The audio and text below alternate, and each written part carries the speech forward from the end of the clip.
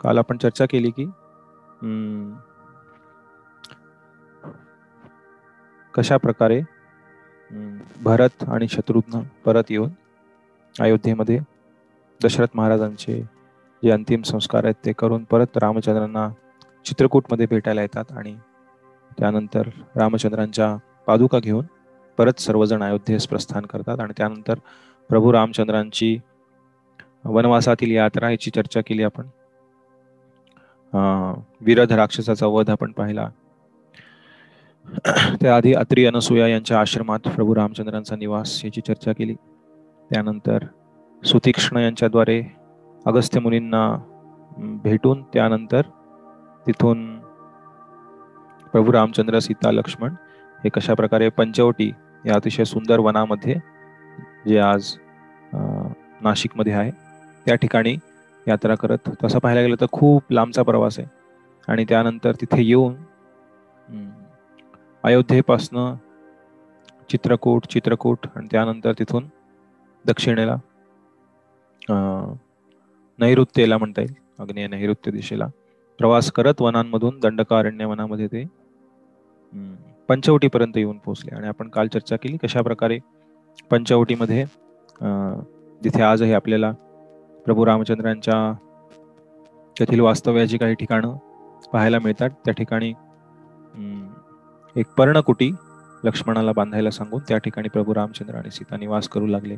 पंचवटीतील सर्व ऋषी मुनी जे तिथे तपश्चर्या आणि इतर सर्व त्यांच्या साधनेमध्ये लागले होते त्या सर्वांची सेवा, त्यांचा सहवास प्रभू रामचंद्र, माता सीता आणि लक्ष्मण यांना झाला आणि अतिशय आनंदात त्या सुंदर नैसर्गिक शांत ठिकाणी ते निवास करत होते. आणि प्रभू रामचंद्र रोज पहाटे गोदावरी नदीमध्ये स्नान करून, जी जागा आजही आहे ज्याला रामकुंड संबोधलं जातं, रामघाट या नावाने ओळखलं जातं, तिथे स्नान करून आणि त्यानंतर स्नानादी सर्व संध्या वगैरे कार्यक्रम करून ऋषीमुनींच्या सेवेमध्ये आणि इतर सर्व कार्यांमध्ये ते आपला वेळ व्यतीत करत होते. आणि एक दिवस अशा प्रकारे पंचवटी या ठिकाणी ते आपला दिवस व्यतीत करत असताना त्या ठिकाणी एक महाभयंकर आणि अकराळ विकराळ अशी राक्षसी, जिचं नाव शूर्पणखा, जी रावणाची बहीण होती, त्याची चर्चा आपण केली पहिल्या सत्रामध्ये. कशा प्रकारे कैकशी यांची 4 मुलं रावण, कुंभकर्ण, शूर्पणखा आणि विभीषण. तर ही रावणाची बहीण शूर्पणखा, तिचं वर्णन करण्यात आलेलं आहे वाल्मिकी रामायणात. अतिशय महाभयंकर अकराळ विकराळ अशी शूर्पणखा त्या ठिकाणी आली आणि तिने प्रभू रामचंद्रांचं ते सुंदर राजबिंड रूप पाहिलं आणि त्यानंतर ती प्रभू रामचंद्रांप्रती खूप आकर्षित झाली. तिच्या हृदयातील कामवासनांनी ती पूर्णपणे तिचा संयम सोडून प्रभू रामचंद्रांसमोर प्रकट झाली. तसं शूर्पणखेकडे शक्ती होती, मायावी होती ती रावणाप्रमाणेच, आणि तिच्याकडे शक्ती होती की ती कुठल्याही रूपामध्ये स्वतःला बदलू शकत होती आणि तिच्या इच्छेनुसार रूप धारण करू शकत होती. पण तिच्या कामवासनेने ती एवढी वेडीपिसी झाली होती की ती तिचं जे मूळ रूप आहे, उग्र भयंकर अकराळ विकराळ रूप, ते बदलून एक सुंदर रूप धारण करावं असं तिच्या मनात विचार आला होता. पण तिच्या कामवासनेने ती एवढी भ्रमित झाली की ती रूप बदलायचं विसरून गेली आणि त्याच महाभयानक अतिशय घाणेरड्या अशा रूपामध्ये प्रभू रामचंद्रांसमोर प्रकट राहील. आणि रामचंद्रांसमोर येऊन प्रभू रामचंद्रांसोबत ती बोलू लागली. तिच्या रूपाचं वर्णन आहे वाल्मिकी रामायणामध्ये. वाल्मिकी रामायणामध्ये दोन्ही रूपांचं वर्णन आहे, प्रभू रामचंद्रांचं रूप आणि शूर्पणखेचं रूप. तर शूर्पणखेचे डोळे अशी तिच्या खोबणीतनं बाहेर आलेले लाल लाल रंगाचे डोळे आणि एखाद्या मोठ्या ड्रम ज्याला म्हणतात किंवा ढोल असतो, मोठा ढोल ताशे, त्याप्रमाणे शूर्पणखेचं पोट होतं, तिची कंबर एखाद्या जे मिरवणुकीत ढोल वाजवतात त्याप्रमाणे वर्णन आहे. आणि तिचे केस हे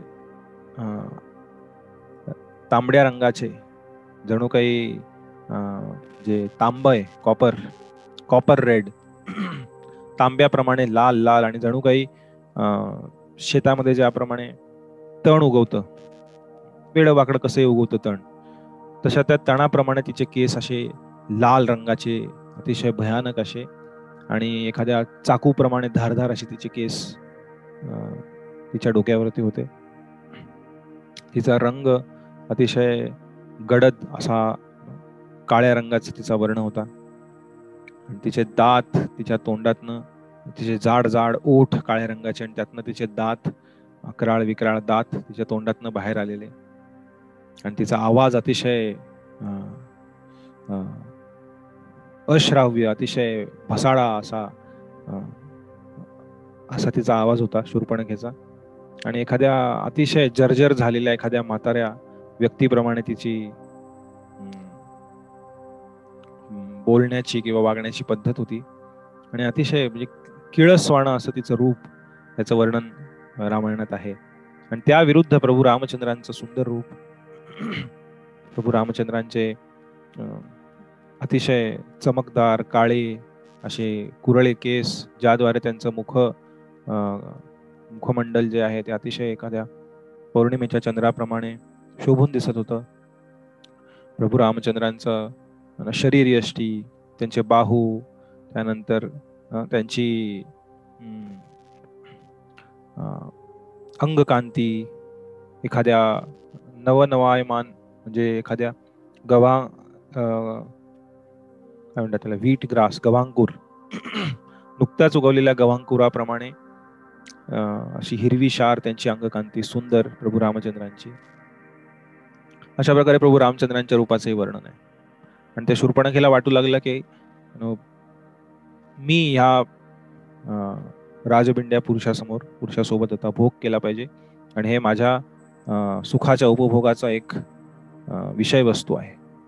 आणि अशा प्रकारे प्रभू रामचंद्रांसमोर ती शूर्पणखा तिच्या भव्य दिव्य अकराळ विकराळ विचित्र अशा रूपामध्ये प्रकट झाली. प्रभू रामचंद्र तिच्याकडे पाहत होते. ती प्रभू रामचंद्रांना म्हणाली की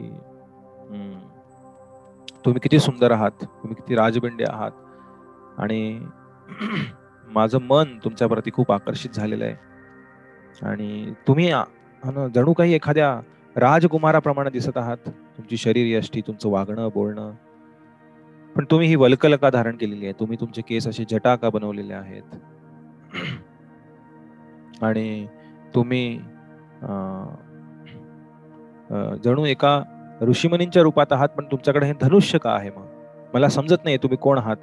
तुम्ही राजबिंडे आहात, तुम्ही सुंदर आहात, त्याप्रमाणे राजकुमाराप्रमाणे आहात, पण तुम्ही एका मुनींचा वेश धारण केला आणि सोबत धनुष्य सुद्धा आहे. तुम्ही कोण आहात? मग प्रभू रामचंद्रांनी हात जोडून शूर्पणखेला म्हटलं, हे सुंदर स्त्री, हे माते, अशा प्रकारे त्यांनी शूर्पणखेला संबोधलं. ते म्हणाले, मी राजा दशरथांचा सर्वात मोठा पुत्र राम आहे, आणि माझ्या वडिलांच्या आणि माझ्या सावत्राईच्या इच्छेमुळे मी, माझा बंधू लक्ष्मण आणि माझी पत्नी सीता, आम्ही 3 जण 14 वर्षांसाठी वनवासासाठी आलेलो आहोत. आणि या वनवासामध्ये आम्ही इथे पंचवटी ठिकाणी राहून गोदावरी नदीच्या सान्निध्यात आणि ऋषीमुनींच्या सान्निध्यामध्ये या वनामध्ये आम्ही सेवा करत आहोत. आणि आता यानंतर 1 वर्षांनी आमचा वनवास संपेल, आणि मग त्यानंतर आम्ही परत अयोध्येला निघून जाणार आहोत. अशा प्रकारे प्रभू रामचंद्रांनी त्यांची ओळख दिली. मग प्रभू रामचंद्र म्हणाले, मी आपणाबद्दल जाणू शकतो का? तुम्ही माझ्याबद्दल विचारताय, आपण कोण आहात? आणि मग तिने सांगितलं की मी शूर्पणखा आहे, आणि मी राक्षसांचा राजा रावण याची लहान बहीण आहे, आणि या जंगलामध्ये सर्वजण मला घाबरतात. रावण, कुंभकर्ण, खर, दूषण आणि त्यांचे 14,000 राक्षस मित्र जे आहेत ते सर्वजण इथे राहतात या जंगलामध्ये. आणि या जंगलात येणाऱ्या, या वनामध्ये येणारा प्रत्येक जण मला घाबरू नये, कारण मी रावणाची बहीण आहे. त्यामुळे हे राम, मी तुझ्यासोबत उपभोग करू इच्छिते. आपण दोघं लग्न करू, आणि आपण या सुंदर वनामध्ये विहार करू एकत्र. अशा प्रकारे शूर्पणखेनं प्रभू रामचंद्रांना आजकालच्या भाषेमध्ये प्रपोज केलं. म्हणाली, तुम्ही माझ्यासोबत या आणि आपण या वनामध्ये विहार करू, आनंद लुटू. तुम्ही एवढे सुंदर आहात आणि मी एवढी सुंदर आहे. अशा प्रकारे शूर्पणखा प्रभू रामचंद्रांना म्हणाली. आणि त्यानंतर प्रभू रामचंद्रांनी तिच्या समोर हात जोडले. ते म्हणाले, हे देवी, हे माते, मी वनवासी, माझ्याकडे काय आहे? मी एक साधा तापसी आहे आणि त्यासोबत मी माझ्या पत्नी सोबत इथं आहे आणि मी एक पत्नी व्रत धारण केलेलं आहे. त्यामुळे मी सीतेचा स्वीकार केलेला आहे या आधीच. त्यामुळं सीता ही माझी पत्नी आहे आणि जर मी तुम्हाला जरी स्वीकार केला तरी तुम्ही सीतेसमोर दुय्यम असाल, त्यामुळे तुला दुय्यम वागणूक मिळेल. म्हणून माझा बंधू लक्ष्मण इथेच आहे, ते पहा तिथे. आणि लक्ष्मण, काही ठिकाणी वर्णन आहे, प्रभू रामचंद्र म्हणतात त्याचं लग्न नाही झालेलं शूर्पणखेची मजा करण्यासाठी. पण काही ठिकाणी वर्णन आहे की त्याची पत्नी इथे नाही असंही म्हणतात. प्रभू रामचंद्र म्हणतात की माझा बंधू लक्ष्मण, त्याची पत्नी इथे नाही आहे, तो एकटा आहे वनामध्ये, त्यामुळे तोही माझाच भाऊ आहे, माझ्याच प्रमाणे सुंदर आहे, तू जाऊन लक्ष्मणाला भेट, लक्ष्मण तुझी इच्छा पूर्ण करेल. असं म्हणून प्रभू रामचंद्र शूर्पणखेला म्हणतात, माते तिथे जा, लक्ष्मणाकडे जा. आणि मग शूर्पणखा सर्व बोलणं ऐकल्यानंतर तिला वाटतं की अरे हा, कोणीतरी यांची पत्नी आहे सीता ऑलरेडी, त्यामुळे नको, आता ह्यांच्यासोबत, हा एकटाच आहे, ह्याच्यासोबत आपण भोग करू. तिला कामवासनेने ती वेडी झाली होती, त्यामुळे राम नाही तो लक्ष्मण सही असं तिच्या मनात विचार आला. आणि मग तिचं ते मोठं डोलाराचं रूप असं एखाद्या ढोलाप्रमाणे मोठं तिचं अकराळ विकराळ अगडबंब रूप घेऊन ती लक्ष्मणाकडे गेली आणि म्हणाली, हे लक्ष्मण, तू किती सुंदर आहेस. आणि लक्ष्मणाला समजे नाही कोण आहे. त्यांनी पाहिलं तिकडनं रामाने तिला पाठवलं होतं तिकडे, त्यामुळे लक्ष्मणाला समजलं हे काहीतरी मोठं प्रकरण आहे. आणि मग लक्ष्मण तिचं बोलणं ऐकून घेत होते. म्हणाले, हे लक्ष्मण, तू किती सुंदर आहेस आणि मी ऐकलं तुझी पत्नी इथेही नाही आहे. त्यामुळे प्रभू ह्या राम म्हणाला की लक्ष्मणाकडे जा, लक्ष्मण माझी इच्छा आहे आपण दोघं एकत्र राहू आणि या वनामध्ये आपण खूप आनंद लुटू, एकत्र राहू, आपण मजा करू. अशा प्रकारे तिने लक्ष्मणाला सांगितलं. आणि लक्ष्मण म्हणाला शूर्पणखेला की हे पहा, मी तर इथे सेवेसाठी आलेलो आहे, प्रभू रामचंद्रांच्या सेवेसाठी आलेलो आहे, त्यामुळे मी इथं सेवकाच्या रूपात राहतोय. त्यामुळे जर तू माझ्याशी लग्न केलंस तर तुला रामचंद्रांची दासी म्हणून राहावं लागेल आणि सीतेची दासी बनावं लागेल. त्यामुळे त्या सीतेच्या समोर तुला दुय्यम स्थान मिळेल. त्यामुळे मी काही तुझा स्वीकार करू शकत नाही, तुझ्यावरती अत्याचार होईल, तुझ्यावरती तुला दुय्यम वागणूक मिळेल. म्हणून हे शूर्पणखे, रामच तुझ्यासाठी योग्य आहेत असं लक्ष्मण म्हणू लागला. मग शूर्पणखा म्हणाली, हे हा काही कामाचा नाही. परत शूर्पणखा रामाकडे गेली. प्रभू रामचंद्र म्हणाली, हे राम, आपणच एकत्र जाऊ. हे सीता काय बघा, किती तुच्छ आहे, केवढीशी ती सीता, किती तुच्छ आहे. आणि मग ती सीतेबद्दल उलट सुलट बोलू लागली की या सीतेसारख्या अनेक सुंदर व्यक्ती या जगामध्ये आहेत, पण तुम्ही हिच्याशी का आसक्त आहात? तुम्ही पहा, माझं सौंदर्य पहा किती सुंदर आहे. या सीतेला सोडून द्या, तुम्ही माझ्यासोबत चला, आपण दोघं खूप आनंद लुटू. आणि प्रभू रामचंद्र म्हणाले, नाही, मी एक पत्नी व्रत धारण केलेलं आहे, मी सीतेला कसं काय सोडू? आणि अशा प्रकारे प्रभू रामचंद्र लक्ष्मणाकडे पाठवायचे, लक्ष्मण परत प्रभू रामचंद्राकडे पाठवायचे, परत लक्ष्मणाकडे. असं बऱ्याच वेळ झाल्यानंतर शूर्पणखेला समजून चुकलं की हे दोघं चेष्टा करत आहेत. आणि त्यानंतर ती प्रभू रामचंद्रांकडे आली, म्हणाली, काय तुम्हाला प्रॉब्लेम आहे? तुम्ही माझ्यासोबत काय येत नाही? माझ्यासोबत का? मी तुम्हाला, सगळं जंगल आपलं आहे, मी राणी आहे या जंगलाची, आणि या जंगलामध्ये आपण उपभोग करू, आनंद लुटू, आपण दोघं एकत्र या जंगलामध्ये हिंडू, तुमच्यासारखा सुंदर पुरुष, माझ्यासारखी सुंदर स्त्री, और क्या चाहिए? पण प्रभू रामचंद्र म्हणाले, नाही, माझी पत्नी सीता. तुम्ही सीता, नेहमी तुम्ही दोघं जण सीतेचं नाव घेते आणि ही सीता तुमच्या आणि माझ्या मध्ये येते. आता मी या सीतेचा विनाश करणार आणि मग आपण दोघं या जंगलामध्ये आनंद लुटू, उपभोग घेऊ. ही सीता जर आपल्या दोघांमध्ये येत असेल तर मी आत्ताच्या आत्ता या सीतेचा विनाश करते आणि या सीतेला मी आता खाऊन टाकेन, मारून टाकेन. अशा प्रकारे अतिशय भयानक रूप घेऊन शूर्पणखा माता सीताकडे धावत निघाली. आणि माता सीतेकडे धावत निघालेली पाहून प्रभू रामचंद्र आतापर्यंत जे चेष्टेच्या मनस्थितीमध्ये होते आणि त्या शूर्पणखेची मजा घेत होते, तेव्हा प्रभू रामचंद्र, जरी शूर्पणखा ही राक्षसी होती, प्रभू रामचंद्रने अनेक राक्षसांचा वध केला होता, पण कधीही प्रभू रामचंद्र कुठल्याही राक्षसाला स्वतःहून त्यांनी कधीही मारलं नाही. जोपर्यंत त्या राक्षसानं किंवा राक्षसीनं त्यांच्यावरती आक्रमण नाही केलं किंवा ऋषीमुनींवर आक्रमण नाही केलं, एखाद्याला त्रास नाही दिला, तोपर्यंत त्यांनी कधी त्यांना मारला. तर शूर्पणखेने स्वतःहून सांगितलं होतं की मी रावणाची बहीण आहे, मी राक्षसी आहे, तिचं रूप एवढं अकराळ विक्राळ, ती म्हणत होती मी इथे लोकांना त्रास देते वगैरे वगैरे, पण ती एक राक्षसी होती, स्त्री होती, आणि त्याशिवाय तिने त्या क्षणी काही आक्रमण वगैरे केलं नव्हतं. ही भगवंतांचं दयाळूपण आहे की जोपर्यंत तो व्यक्ती काही उत्पात करत नाही, त्रास देत नाही, तोपर्यंत त्याला हानी पोहोचवणार नाहीत. तसं पाहायला गेलं तर हे राक्षस सुद्धा भगवंतांचेच अंश आहेत, भगवंतांचेच पुत्र आहेत, पण तरी यांना सुधारण्याचा चान्स देणं, सुधारण्याचे त्यांना एक मोका देणं, हे प्रभू रामचंद्र किंवा भगवान विष्णू नेहमी करतात. की तसं पाहायला गेलं तर भगवंतांसाठी कोणी शत्रू नाही आहे, सर्वजण त्यांचे पुत्र आहेत, पण अनेक वेळा त्यांचेच पुत्र विचित्रपणे वागतात, पण त्यांना सुधारण्यासाठी भगवंत वेळ देतात.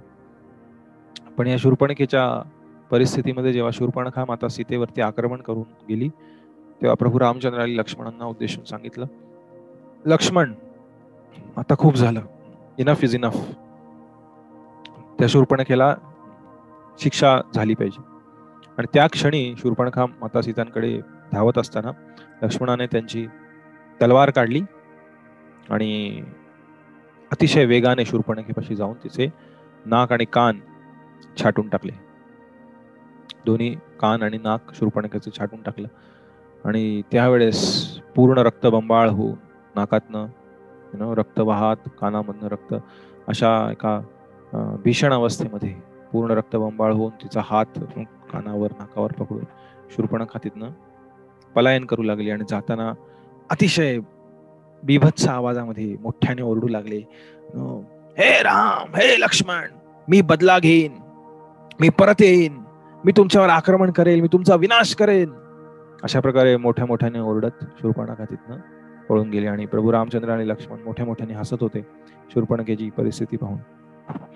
त्यानंतर शूर्पणखा तिथनं चिडून जवळच असलेल्या त्या वनात तिचे जे बंधू होते खर आणि दूषण यांच्याकडे गेले, आणि तिची ती परिस्थिती पाहून खर, दूषण अतिशय दुःखी झाले आणि क्रोधित झाले. म्हणले, कोण आहे, कुणाची हिंमत आहे की आमच्या बहिणीला अशा प्रकारे आक्रमण करेल कोणी? आणि ते मोठ्या मोठ्याने आरडाओरडा करू लागले. शूर्पणखा पण ओरडू लागली, काय उपयोग तुमचा माझे बंधू असण्याचा? तुम्ही एखाद्या भ्याड व्यक्तीप्रमाणे इथे जंगलामध्ये नुसते राहताय, तिथे पहा तो राम अयोध्येवरनं आलेला, त्याने माझ्यावरती आक्रमण केलं, त्या लक्ष्मणाने माझे कान आणि नाक छाटलेले, तुम्ही माझे बंधू असून काय फायदा? अशा प्रकारे ते त्यांचा अपमान करू लागले. तेव्हा खर अतिशय क्रोधित होऊन म्हणाला, कुठे आहेत ते? मी त्यांच्यावर आत्ता आक्रमण करतो, असं म्हणून त्याने खूप क्रोधाने त्याचे जे प्रमुख 14 सेनापती होते, खूप ताकदवर राक्षस, खूप शक्तिमान असे, त्या 14 राक्षसांना त्यांच्या रथांवरती विविध दिव्य शस्त्र अस्त्रांसोबत प्रभू रामचंद्रांच्या दिशेनं पाठवलं.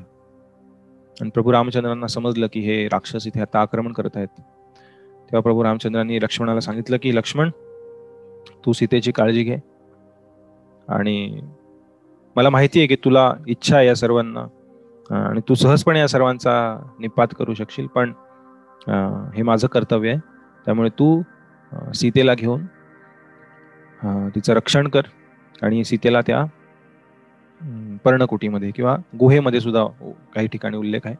तर आज जे आपण पंचवटीमध्ये सीता गुंफा पाहतो, जी अशी खाली जाऊन, तुमच्यापैकी काही जण गेले असतील नाशिकमध्ये, खाली जाऊन भरपूर आत आहे, जमिनीच्या जवळपास एक 25-30 फूट जमिनीच्या खाली ही सीता गुंफा आजही पाहायला मिळते. तर वाल्मिकी रामायणात वर्णन आहे त्या गुहेमध्ये आणि पर्णकुटीमध्ये अशा प्रकारे लक्ष्मणाने तिथे माता सीतांचं रक्षण केलं. आणि प्रभू रामचंद्र त्यांच्या धनुष्य आणि त्यांच्या बाणांसोबत, त्यांच्या भात्यासोबत तिथे गेले, आणि घनघोर युद्ध त्या 14 जे सेनापती होते आणि प्रभू रामचंद्र यांच्यामध्ये झालं. आणि प्रभू रामचंद्र एकाच वेळी त्या 14 योद्ध्यांवर आक्रमण करत होते. आणि काही मिनिटांमध्ये प्रभू रामचंद्रांनी त्या 14 योद्ध्यांना पूर्णपणे निपात करून त्यांचा विनाश केला तिथे. आणि त्यांचे शीर उडालेले, त्यांचे घोडे मरून पडले, त्यांचे रथचालक जे होते सारथी ते सुद्धा तिथे मरून पडले. आणि अशा प्रकारे काही मिनिटांमध्ये प्रभू रामचंद्रांनी काही घटकांमध्ये सर्व 14 राक्षसांचा निपात केला. आणि ते 14 राक्षस मेलेले पाहून शूर्पणखाई मागून पाहत होती. ती परत गेली आणि म्हणाली, काय फायदा तुझ्या सेनापतींचा, सर्वजण मारले गेले, त्या रामाने सर्वांना मारलेले आहे, तू इथे बसून नुसता दुसऱ्यांना पाठवतो, तुझा काय उपयोग. अशा प्रकारे शूर्पणखा परत त्या खर आणि दूषण यांचा अपमान करू लागली. तेव्हा खर आणि दूषण स्वतः त्यांचे 14,000 राक्षस जी सेना होती त्या वनामध्ये राहणारी, त्या 14,000 राक्षसांसोबत खर आणि दूषण स्वतः त्यांचे घोडे, त्यांचे रथ सर्व घेऊन प्रभू रामचंद्रांवर चालून आले. आणि प्रभू रामचंद्र लक्ष्मणाला म्हणाले, तू तिथेच राहा, तू सीतेचं रक्षण कर आणि मी या 14,000 राक्षसांसोबत लढतो. आणि प्रभू रामचंद्र एकटे, वर्णन आहे जवळपास 1.5 ते 1 तास हे युद्ध चालू होतं. आणि प्रभू रामचंद्र एवढ्या वेगाने बाण सोडत होते या 14,000 राक्षसांवर. आणि समजत नव्हतं कधी ते बाण काढतायत त्यांच्या हातातनं, कधी तो धनुष्यावर लावतायत आणि कधी सोडतायत. एवढ्या वेगाने प्रभू रामचंद्र त्यांचे दिव्य शस्त्र अस्त्र त्या 14,000 राक्षसांवर सोडत होते. आणि जवळपास 1.5 ते 1 तासाच्या वेळामध्ये संपूर्ण 14,000 सर्व राक्षसांचा वध प्रभू रामचंद्रांनी तिथे केला. प्रभू श्रीरामचंद्र की जय. आतापर्यंतचा त्यांच्या वनवासातला सर्वात मोठा राक्षसांचा संहार हा 14,000 राक्षसांचा प्रभू रामचंद्रांनी त्या 1.5 ते 1 तासामध्ये केला. आणि संपूर्ण त्या वनामध्ये पंचवटीच्या एक गोदावरी नदी सोबत एक दुसरी नदी, रक्ताची नदी वाहत होती असं वर्णन आहे, जी गोदावरीशी स्पर्धा करत होती. आणि कुणाचं शीर उडून पडलेलं, कुणाचं नुसतंच धड आहे, कुणाचे हातपाय तुटलेले आहेत, अनेक घोडे त्यांच्या रथाचे तिथे गाढव घोडे मरून पडलेले आहेत, अनेक सारथी आणि ते सर्व योद्धे. अशा प्रकारे सर्वांचा पूर्ण निपात तिथे प्रभू रामचंद्रांनी अतिशय कमी कालावधीत केला. आणि ते पाहून शूर्पणखा खूप विचलित झाली आणि तिथनं पळून गेली. आणि त्या सर्व योद्ध्यांमधला एक फक्त राक्षस होता, तोही खूप शक्तिशाली होता, महापराक्रमी होता, पण तो तिथनं वाचला आणि तो तिथनं पळाला. तो थेट लंकेमध्ये रावणाच्या दरबारात. त्याचं नाव होतं अकंपन. वर्णन आहे की अकंपन असून तो कंपन होत होता, एवढा घाबरलेला होता, एवढा भयभीत. आणि रावणासमोर तो तिथे उपस्थित राहिला. आणि रावणाला समजेना एवढा पराक्रमी हा राक्षस एवढा भीतीने का थरथरतोय, मी राक्षसांचा राजा असताना याला एवढं घाबरायचं कारण काय, कुणी काय त्रास दिलेला, काय झालेलं आहे, रावणाला समजेल. आणि मग अकंपन या राक्षसाने संपूर्ण वर्णन या पंचवटीत घडलेल्या सर्व घटनांचं पूर्ण वर्णन रावणाला केलं. तो म्हणाला, हे 2 मनुष्य राम आणि लक्ष्मण तिथे आहेत आणि त्या रामाची पत्नी तिथे आहे. आणि अशा प्रकारे खर आणि दूषण यांनी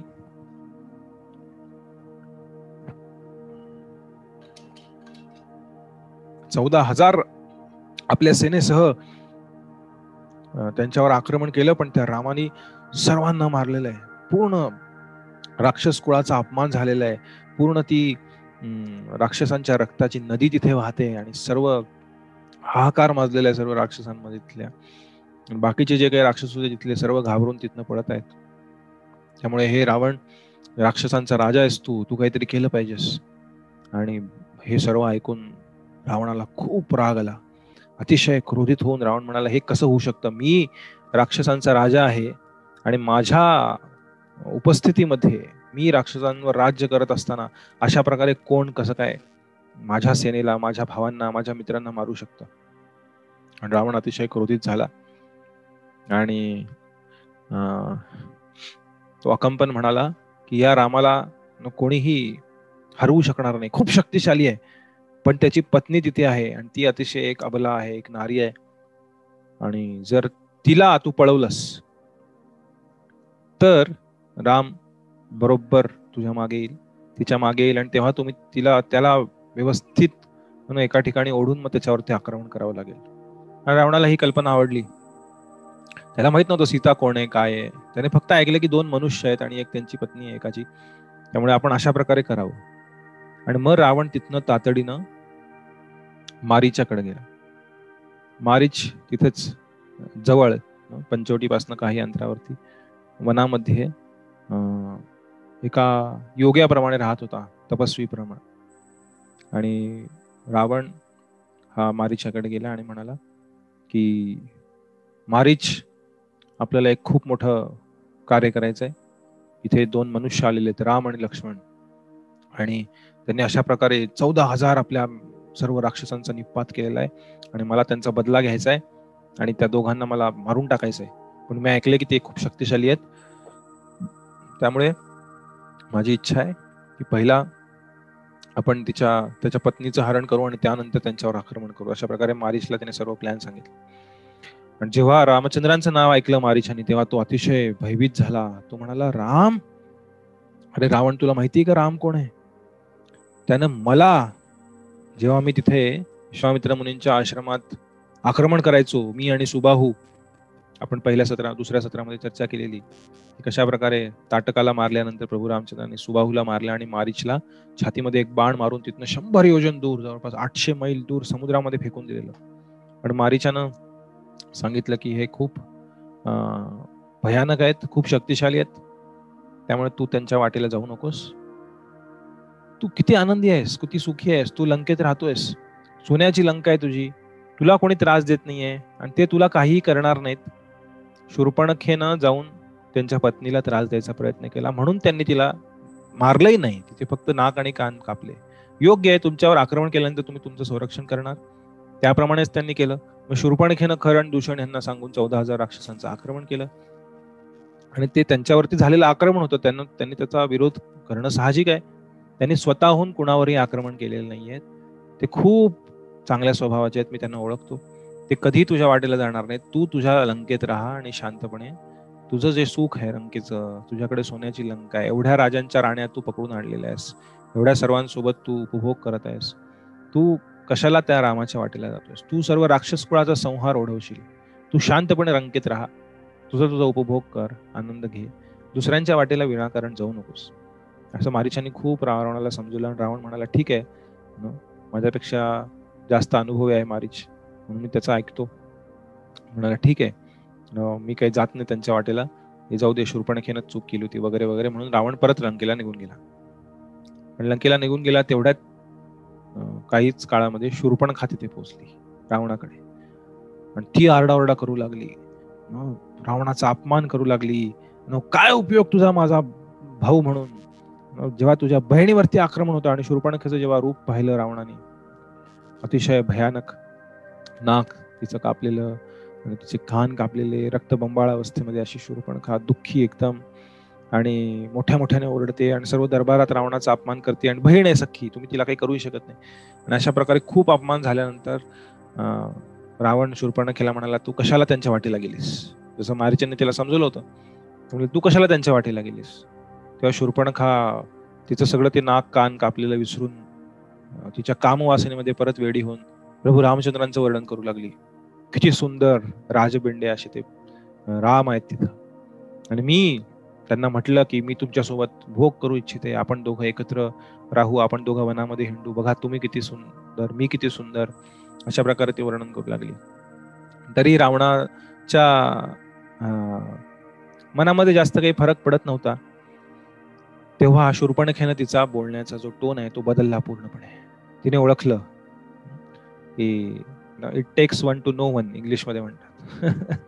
शूर्पणखा ज्याप्रमाणे प्रभू रामचंद्रांकडे पाहून कामवासनेने वेडी झाली होती, तेव्हा शूर्पणखेनं विचार केला की ज्या सीतेला ती अगदी क्षुद्र, एखादी कुरूप, इतकी घाणेरडी, हिच्यासोबत काय राहतो असं म्हणत होती, तेव्हा शूर्पणखेनं आता तिच्यावर झालेल्या आक्रमणाचा आणि रामचंद्रांना प्राप्त करण्याचा बदला म्हणून शूर्पणखेनं रावणाला माता सीतेच्या सौंदर्याचं वर्णन करायला सुरुवात केली. शूर्पणखा म्हणाली, प्रभू नाही म्हणणार ऑफकोर्स, राम तर सुंदर आहेच आणि रामाप्रती मी आकर्षित झाले होते, पण तिथं जाण्याचं ते माझं मूळ कारण नव्हतंच रावण. मी तिथं गेले होते त्या रामाची पत्नी जी आहे सीता, ती अतिशय सुंदर आहे. आणि ती कशा प्रकारे सुंदर आहे तर प्रभू रामचंद्रांच्या दिव्य शक्ती सीता त्यांच्या सौंदर्याचं वर्णन तिथे शूर्पणखा करू लागली. आणि विस्तृत वर्णन वाल्मिकी रामायणात शूर्पणखा करते. आणि माता सीतेच्या शरीराच्या एक एक अवयवाचं वर्णन इंच बाय इंच शूर्पणखा तिथे रावणाला सांगते. तिच्यामध्ये अतिशय वाईट पद्धतीने रावणाच्या मनामधला जो कामभाव आहे, जी कामवासना आहे, ती उद्युक्त करते की मी तुझ्यासाठी तिथं गेले होते रावण, तुझ्यासाठी. तुझ्याकडे ज्या सर्व राणे आहेत त्या सर्वांसमोर सीतेसमोर त्या सर्वांचं सौंदर्य काहीच नाही. आणि त्या सीतेला तुला भेट म्हणून तुझ्यासाठी, तुझ्या उपभोगासाठी आणण्यासाठी मी तिथं गेले होते. आणि तेव्हा माझ्यावर यांनी आक्रमण केलेलं आहे. अशा प्रकारे शूर्पणखा रावणाला बोलू लागली. आणि ते रावणाने जेव्हा सीतेचं वर्णन ऐकलं तेव्हा रावण कामभावनेने एवढा भ्रमित होऊन गेला, एवढा वेडापिसा झाला की त्याला समजेना. आता काहीही करून तो म्हणाला मला मला मला सीता हवी आहे. शूर्पणखेला म्हणाली. शूर्पणखा म्हणाली तुला सीता हवी असेल तर आत्ताच्या आत्ता तुला जाऊन तिला घेऊन यावं लागेल, त्याच्याशिवाय तू तिला प्राप्त नाही करू शकणार. तेव्हा रावण परत मारीच्याकडे गेला आणि मारीच्याला म्हणाला की मी मगाशी जे सांगितलं होतं तसंच आपल्याला करायचंय. मारीच म्हणाला वेडा आहेस तू, ऐकून घे, तू त्यांच्या नादी लागू नकोस. ते खूप शक्तिशाली आहेत, जरी ते मनुष्य असले तरी खूप दिव्य आहेत. मी असा मनुष्य कधी पाहिला नव्हता. आणि तेव्हा मारीच रावणाला म्हणू लागला मी तुला सांगतो, हे मला माहितीये की राम हा मनुष्य नाहीये. राम हा पुरुषोत्तम आहे, विष्णू आहे स्वयं. आणि त्यांची शक्ती अपार आहे. तू त्यांच्या नादी लागू नकोस. तुझा विनाश ओढवेल, संपूर्ण राक्षस कुळ नष्ट होईल, लंका नष्ट होईल. तू त्यांच्या वाटेला जाऊ नकोस, ते तुझ्या वाटेला जाणार नाही. तू शांत लंकेत राहा. पण रावण त्याच्या कामापासून इतका व्याकुळ झालेला, इतका त्याची तडफड होत होती, त्याच्या हृदयातला तो काम अग्नी इतका जळत होता, त्याला सहन नाही झालं. तो म्हणाला आपण हे कार्य केलं पाहिजे. मग मारीच्याने त्याला एक कथा सांगितली. अरे त्यावेळीची कथा मी तुला सांगितली की कशा प्रकारे विश्वामित्र मुनींच्या आश्रमात मला मारून रावणाने दूर फेकून दिलं. त्यानंतर परत एकदा मी अजून 2 राक्षसांसोबत या वनामध्ये एका हरिणाच्या रूपामध्येच मी वावरत होतो, एका काळविटाच्या रूपामध्ये. आणि मोठ्या शिंगाचे असे 3 काळवीट, आम्ही तिघही राक्षस काळविटाच्या रूपामध्ये तिथे त्या वनांमध्ये राहत होतो. आणि जेव्हा एखादा ऋषी किंवा मुनी आम्हाला एकटा दिसायचा तेव्हा आम्ही तिघं त्याच्यावरती आक्रमण करून आमच्या शिंगांनी त्याला मारायचो. आणि त्या ऋषी मुनींचा मांस आम्ही खायचो त्या ठिकाणी, त्या काळविटाच्या हरणाच्या रूपामध्ये. आणि संपूर्ण त्या वनामध्ये या काळविटांप्रती खूप भय पसरलं होतं. आणि अनेक ऋषीमुनी कुठलं दुसरं हरिण दिसलं तरी घाबरायचे, एवढी त्यांच्या मनामध्ये भीती निर्माण झाली होती की हे राक्षस अशा प्रकारे हरणाच्या रूपामध्ये राहत आहेत. तेव्हा एकदा याच रामाने जेव्हा आम्ही त्याच्या समोर प्रकट झालो तेव्हा धनुष्यातनं एकाच वेळी 2 बाण सोडून या 2 माझ्या राक्षस मित्रांचा वध केलेला. आणि तिसरा बाण त्यांनी काढून धनुष्यावर लावला होताच तेवढ्यात मी कसा तरी तिथनं पळालो.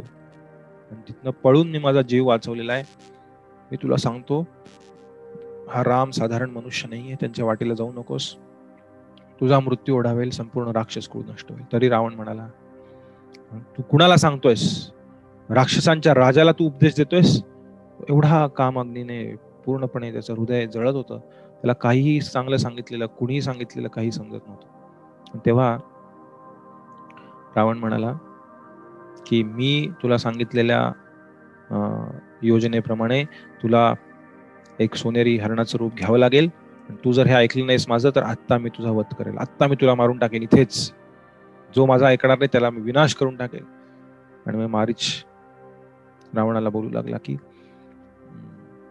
तुझ्याद्वारे मरण्यापेक्षा प्रभू रामचंद्रांच्या हाते मी मरेन, प्रभू रामचंद्रांच्या बाणाने मी मरेन, ते माझं भाग्य मी समजेल, माझी मुक्ती होईल मी रामचंद्रांच्या बाणाने जर मेलो तर.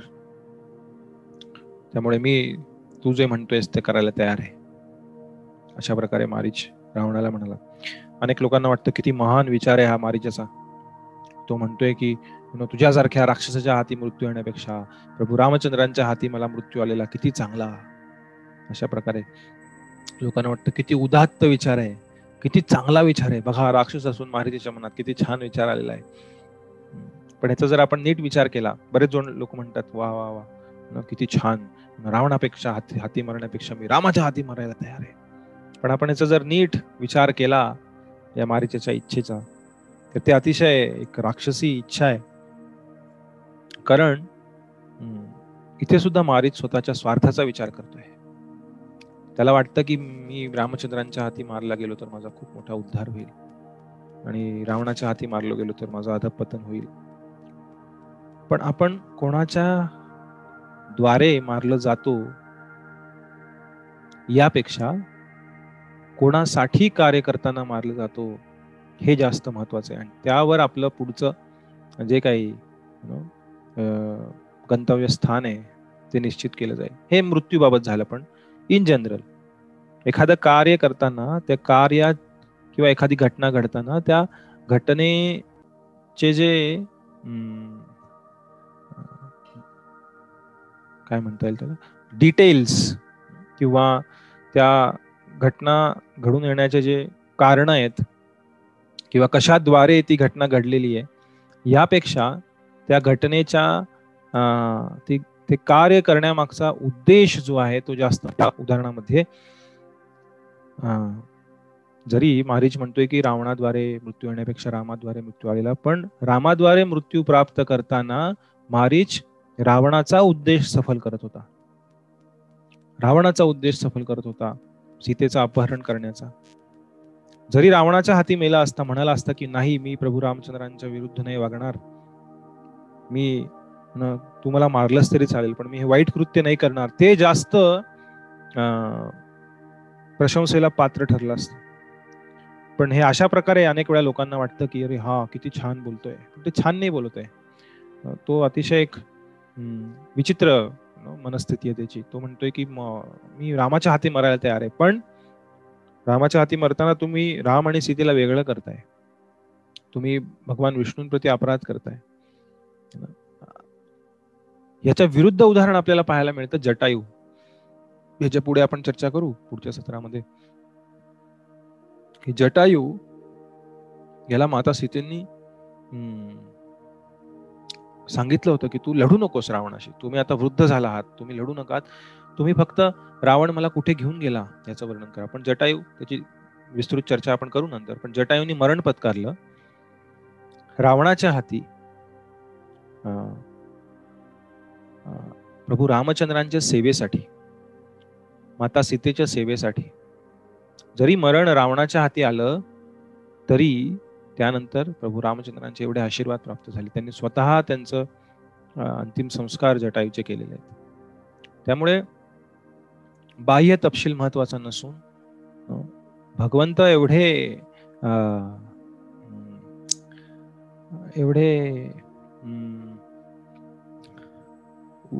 वरवरचं न पाहणारे, म्हणजे जे डिटेल्स आहेत किंवा बाह्य तपशील आहेत ते पाहून एखाद्या गोष्टीचा निर्णय घेणारे असे एक अपरिपक्व नेते नाही आहेत, जे फक्त एखाद्या गोष्टीचं, ज्याला law, letter of the law म्हणतात इंग्लिशमध्ये. एक आहे लेटर ऑफ द लॉ, एक आहे essence of the law, the purpose behind, त्याच्या मागचा उद्देश काय आहे. तर कधीही या बाह्य तपशिलांवर गोष्टींचा निर्णय केला जात नाही. भगवंतांच्या नियमांमध्ये त्या व्यक्तीचा उद्देश पाहिला जातो.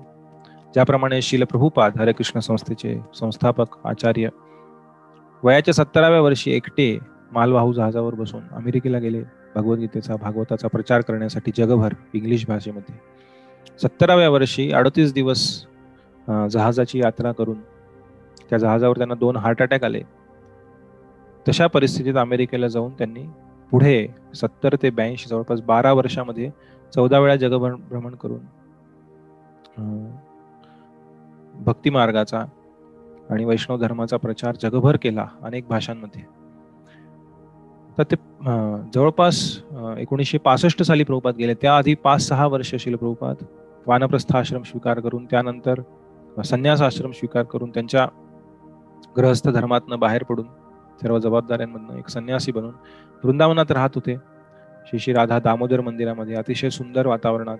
त्यावेळेचं वृंदावन, आता खूप गजबजलंय वृंदावन, पण त्यावेळेस अतिशय आध्यात्मिक दृष्ट्या तसंच आहे, त्यामध्ये फरक नाही पडत. पण आपण बाह्य दृष्टीने जरी विचार केला तरी अतिशय सुंदर ठिकाण एखाद्या संन्यासाला राहण्यासाठी, जिथे भक्तिमय वातावरण आहे. जवळपास 5,000 मंदिर आहे वृंदावनमध्ये राधाकृष्णांची. अनेक वृंदावनातली वन आहेत आणि वृंदावनातील त्या सुंदर 500 वर्षांपूर्वीच्या जवळपास खूप जुन्या मंदिरामध्ये, श्री राधा दामोदर मंदिरामध्ये श्रील प्रभुपाद 2 खोल्यांमध्ये राहत होते छोट्याशा. आणि 70व्या वर्षी एखाद्या संन्यासासाठी दुसरं काय चांगलं असू शकेल की मी वृंदावनात राहतोय. वृंदावन सर्वात पवित्र तीर्थस्थळी, जिथे मी अनेक वैष्णवांच्या सहवासात भगवंतांची भक्ती करत, यमुनेमध्ये स्नान करत, भगवान श्रीकृष्णांच्या नावाचा जप करत, अनेक सुंदर शास्त्रांचं अध्ययन करत, मी तिथे राहून संन्यास आश्रमामध्ये भक्ती करत मी शरीर त्याग करून भगवंतांच्या धामाला जाऊ शकतो परत. पण त्या सर्वांचा आध्यात्मिक आणि भौतिक सर्व जे सुख होतं तिथे वृंदावनात, त्या सर्वाचा त्याग करून त्यांच्या गुरूंची आज्ञेचं पालन करण्यासाठी, जरी असं म्हटलं जातं की धामामध्ये मृत्यू आला पाहिजे, अनेक लोक जातात वृंदावन, हरिद्वार, काशी, वेगवेगळ्या ठिकाणी लोक म्हातारपणी शरीर सोडण्यासाठी जातात. पण प्रभुपाद अशा म्हातारपणी वृद्ध अवस्थेमध्ये 70व्या वर्षी एकटे, कोणीही सोबत नाहीये, फक्त 40 रुपये घेऊन, ज्याचं काही किंमत नाही अमेरिकेमध्ये, आणि त्यांचे काही श्रीमद भागवतचे जो आपण पहिला स्कंद रविवारी अभ्यास करतोय, तो प्रभुपादांनी तेव्हा लिहिलेला, अमेरिकेला जायच्या आधी लिहिलेला आहे. 1962-63 साली लिहिलेला आहे तो स्कंद, जो आपण अभ्यास करतोय, पहिला स्कंद श्रीमद भागवताचा, त्याची तात्पर्य प्रभुपादांनी त्यावेळेस लिहिलेली आहेत. तो तेव्हा 3 भागांमध्ये यायचा. 3 भागांमध्ये त्याचं प्रिंट करून इंग्लिशमध्ये त्याचे काही सेट प्रभुपादांसोबत होते एका मोठ्या केसमध्ये, आणि त्यांचे काही कपडे, बस. त्याच्याशिवाय त्यांच्याकडे काही नव्हतं. आणि तशा परिस्थितीत ते मालवाहू जहाजातनं जलदूत नावाच्या अमेरिकेला गेले. तिथे गेल्यानंतर सुद्धा हा प्रचार करत असताना श्रील प्रभुपाद म्हणाले, मी एक सैनिक आहे चैतन्य महाप्रभूंच्या सैन्यामधला, आणि सैनिकासाठी गौरवाचं लक्षण काय की युद्धामध्ये लढत असताना सैनिकाला मृत्यू आला तर त्याच्यासाठी ते सर्वात गौरवशाली असा मृत्यू आहे. त्यामुळे प्रभुपाद म्हणाले, मी नाही एखाद्या अशा धामामध्ये बसून काही न करता तिथे शरीर सोडण्याचा माझी इच्छा नाही आहे. माझ्या गुरूंचा आदेश आहे संपूर्ण जगभर या भक्ती मार्गाचा, वैष्णव धर्माचा, भागवत धर्माचा प्रचार, हरे कृष्ण महामंत्राचा प्रचार झाला पाहिजे. कारण संपूर्ण जग दुःखामध्ये आहे, भगवंतांना विसरलेलं आहे. भगवंतांनी भगवद्गीता आणि इतर सारे जे वेदशास्त्र पुराण आहेत ते सर्व फक्त भारतीयांसाठी नाही दिलेले आहे, प्रत्येक मनुष्यासाठी दिलेले आहेत. हे दिव्य ज्ञान सर्वांसाठी आहे, आणि ते आजपर्यंत भारताबाहेर गेलं नव्हतं जोपर्यंत श्रील प्रभुपाद अमेरिकेत गेले नाही आणि त्यांनी ह्या ज्ञानाचा प्रसार नाही केला. आणि मग त्यानंतर हजारो भक्त जगभर झाले. आणि एकदा प्रभुपाद त्यांच्या शिष्यांशी बोलताना, प्रभुपाद थोडेसे आजारी होते त्यानंतर काही वर्षांनी, तर न्यूयॉर्कमध्ये तेव्हा एक मोठी बिल्डिंग होती 6 मजली, जिथे अनेक भक्त राहत होते. तेव्हा श्रील प्रभुपाद म्हणाले, जर माझा मृत्यू झाला प्रचार करताना अमेरिकेसारख्या देशामध्ये, काही चिंता नाही, या बिल्डिंगच्या वरती गच्चीमध्ये माझी समाधी बनवा. श्रील प्रभुपाद म्हणाले, मोठ्या बिल्डिंगच्या गच्चीत माझी समाधी बनवा, काही चिंता नाही. जर युद्धामध्ये, मी पण युद्धामध्ये एक सैनिक आहे माझ्या गुरुदेवांचा, या प्रचार कार्यामध्ये, या कलियुगातील मायेचा जो प्रभाव आहे त्याच्या विरुद्ध चैतन्य महाप्रभूंनी हे जे हरिभक्तीचा प्रचार करून छेडलेलं आंदोलन आहे, युद्ध आहे, त्या युद्धामधला मी एक सैनिक आहे. हा प्रचार करत असताना जर मला मृत्यू आला तर भगवान श्रीकृष्णांचे, चैतन्य महाप्रभूंचे आशीर्वाद मिळतील. अशा प्रकारे प्रभुपादांचा भाव होता, जो एका जटायू सारख्या सेनानीचा भाव आहे की मी प्रभू रामचंद्रांपासून सीतेला वेगळं करू शकत नाही. आणि आपण चर्चा केली होती की माता सीता ही एका जीवाचं नेतृत्व करते, जीवाचं प्रतिनिधित्व करते, की एखादा जीव जेव्हा लक्ष्मण जे आदिगुरु आहेत त्यांचं ऐकत नाही, त्याने दिलेला आदेश पालन करत नाही, तेव्हा मायारूपी रावण त्या जीवाचं अपहरण करतो आणि भगवंतांचं भगवंतांपासून तो जीव दूर जातो आणि कष्ट सहन करतो. त्याचप्रमाणे भगवंतांना विसरलेले हे सर्व जीव संपूर्ण जगभर महाभयानक कष्ट सोसत आहेत आणि त्यांना परत भगवंतांकडे आणण्यासाठी किंवा भगवंतांपासून त्यांना दूर न जाऊ देण्यासाठी हे जे योद्धे आहेत, जसे जटायू आहे, हनुमंत आहेत, जे नेहमी भगवंत आणि त्यांची शक्ती यांना एकत्र आणण्याचा प्रयत्न करत आहेत. प्रभुपाद म्हणाले की जेव्हा लक्ष्मी देवींना तुम्ही नारायणांसोबत पूजता तेव्हा ती अतिशय दयाळू कृपाळू, जशी माता सीतेसमोर एकाही राक्षसाचा वध नाही झालेला रामायणामध्ये. कारण माता सीता जेव्हा सोबत असते तेव्हा त्या राक्षसांचा वध होऊ शकत नाही, कारण माता सीता एवढ्या दयाळू आहेत, एवढ्या कृपाळू आहेत, साक्षात लक्ष्मी आहेत स्वयं. त्यामुळे जेव्हा खरदूषण यांनाही मारलं तेव्हा प्रभू रामचंद्राने लक्ष्मणाला सांगितलेलं सीतेला घेऊन जायचं ना दूर. सीता समोर असताना हे राक्षसांचा वध होऊ शकत नाही, कारण सीता इतक्या दयाळू, इतका कृपाळू आहेत की त्या जीवामध्ये एवढी सुद्धा इच्छा आहे भगवंतांबद्दल न सेवा करण्याची, त्यांना शरण जाण्याची, त्यांच्यावर प्रेम करण्याची, तर माता सीता त्यांना लगेच भगवंतांच्या सेवेमध्ये लावते. जसं पुढे वर्णन येईल, हनुमंत जेव्हा लंकेत जातात उड्डाण करून आणि माता सीतेला भेटतात तेव्हा निघताना तिथनं अनेक विनवण्या होतात, माझ्यासोबत चला तुम्ही वगैरे वगैरे, आपण नंतर चर्चा करू. पण तेव्हा निघताना हनुमंत माता सीतेला म्हणतात की मारून टाकू घ्या सर्व राक्षसींना, खूप त्रास देत आहेत तुम्हाला. आणि माता सीता म्हणाल्या, नाही नाही नाही, हा महान भक्त आहेत, या मला जास्त त्रास देत नाहीत, यांनी मला कधी हात नाही लावलेला, मला अजिबात त्रास नाही दिलेला, आणि मी यांना सांगितलं माझे प्रभू रामचंद्र इतके शक्तिशाली आहेत, ते येतील आणि ते रावणाला मारून टाकतील, मला नक्की खात्री आहे. आणि तेव्हा त्या विचार करू लागल्या की अरे खरंच राम जर शक्तिशाली असेल तर आपण रावणाचा जर विनाश होणार असेल तर मग हे तर महाभयंकर आहे. एक साधासा वानर आहे, नंतरही ते विचार करत होते, एक साधा वानर आहे तो एवढा शक्तिशाली निघाला तर बाकीचे अख्खी सेना आल्यावर काय होणार. तर त्यावेळी माता सीता म्हणाल्या की यांच्या मनात थोडासा विचार आहे, 0.000001% की कदाचित आपण चुकीचं काम करतोय, रावणाची सेवा करू. त्यामुळे ते हळूहळू प्रभू रामचंद्रांकडे वळत आहेत, त्यामुळे तुम्ही त्यांना मारू नका, खूप चांगले आहेत त्या. हा माता सीतेचा विचार अतिशय उदात्त, अतिशय कृपाळू अशा माता सीता आहेत. प्रभुपाद म्हणाले जेव्हा लक्ष्मींचं किंवा माता सीतेचं, श्रीमती राधाराणीचं किंवा लक्ष्मींची उपासना, त्यांची पूजा, त्यांची भक्ती ही नारायणांसोबत होते तेव्हा ते अतिशय कृपाळू आहेत, सर्व जीवांना भगवंतांच्या सेवेमध्ये लावतील. पण जेव्हा लक्ष्मींना तुम्ही नारायणांपासून वेगळं कराल आणि फक्त लक्ष्मींची पूजा कराल, त्यांच्या उपभोगासाठी, जी रावणाची प्रवृत्ती आहे, की माझ्या उपभोगासाठी लक्ष्मी आहे कुठल्याही स्वरूपात, ती रावणाची कामवासना असो किंवा एखाद्याचा लोभ असो की मला पैसा हवाय, मला धन हवाय, संपत्ती हवाय, कुठल्याही परिस्थितीत कामवासना असो, लोभवासना असो, जेव्हा तुम्ही लक्ष्मीजींना नारायणांपासून वेगळं करता आणि एकट्या लक्ष्मींची उपासना करू इच्छिता, तेव्हा त्या लक्ष्मी या भगवंतांच्या अंतरंग शक्ती न राहता त्या बहिरंगा शक्तीमध्ये रूपांतरित होतात आणि त्या दुर्गेचं रूप धारण करतात, ज्या दुर्गेच्या हातामध्ये त्रिशूळ आहे.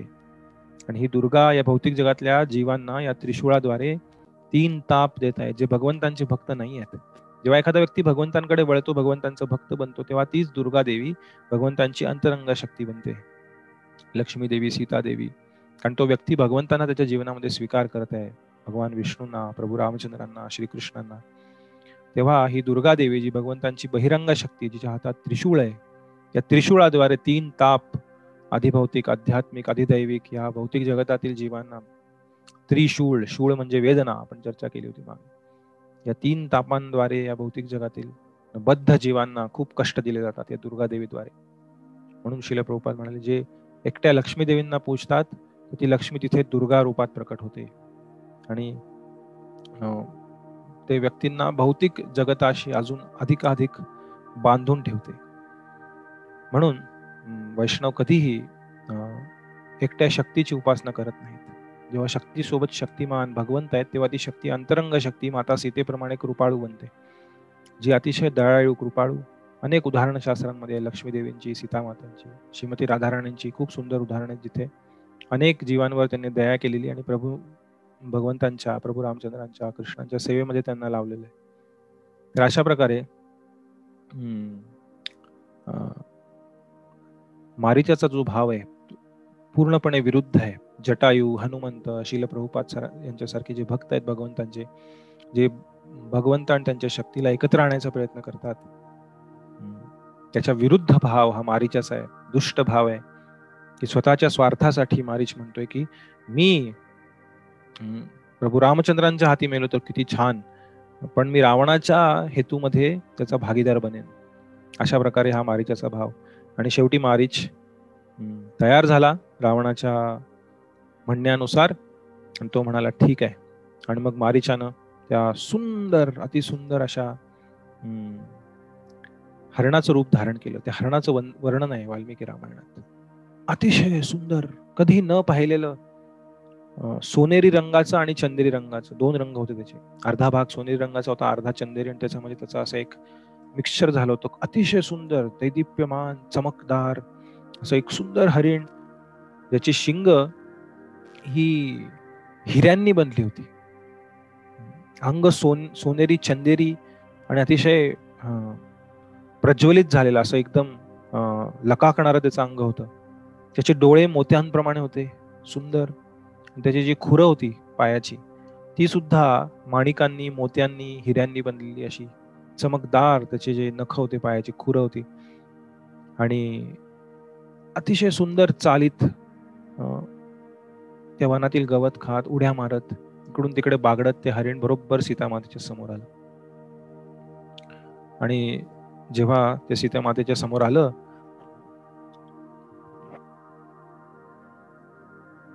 तेव्हा माता सीता त्या हरिणाप्रती खूप आसक्त झाल्या. म्हणजे किती सुंदर हरिण आहे. ते लगेच प्रभू रामचंद्रांना बोलवले, पहा किती सुंदर हरिण आहे, किती किती छान आहे, किती असामान्य आहे. मला हे हरिण हवंय. आता आपला वनवास संपत आलाय, 1च वर्ष आपल्याला अजून वनामध्ये राहायचंय. 1 वर्ष आपण या हरणाला आपल्या पर्णकुटीत ठेवू या ठिकाणी, आणि आपण जेव्हा अयोध्येला जाऊ तेव्हा या हरणाला आपण अयोध्येला घेऊन जाऊ, आणि अयोध्येला आपण आपल्या राजमहालात त्याला ठेवू.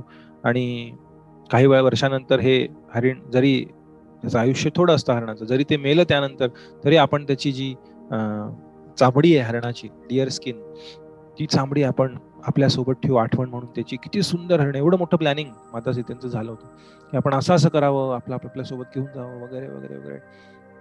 बाजूलाच लक्ष्मण उभे होते. लक्ष्मणांनी पाहिलं.